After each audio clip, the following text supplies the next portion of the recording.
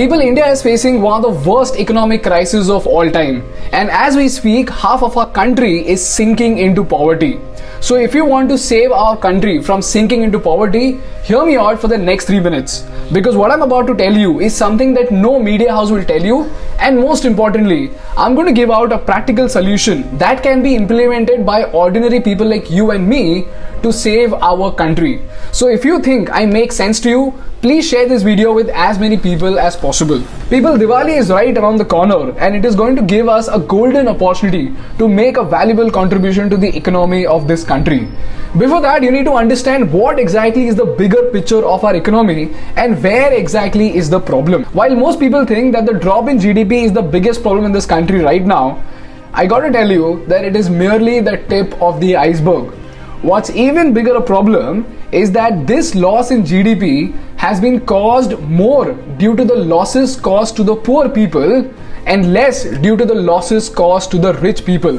And this is perhaps the biggest problem with the economy of our country. Since the lockdown has happened, Mukesh Ambani sir's net worth has gone up by $22 billion.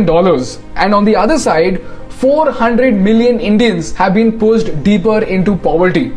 On one side, there were people like you and me who were complaining about boredom and Zoom meetings. On the other side, there were millions who were starving. There were millions who lost their jobs. And we saw disturbing footages of people eating rotten meat out of the highway and licking milk out of the streets because of helplessness and because of hunger. And these two extreme scenarios are pointing towards a very, very dangerous problem, and that is the gap between the rich and the poor.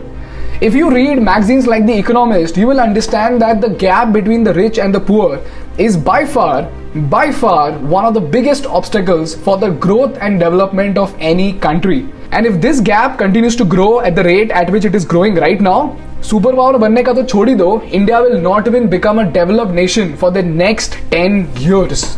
Now the question is, what can you do to save India from sinking into this economic crisis?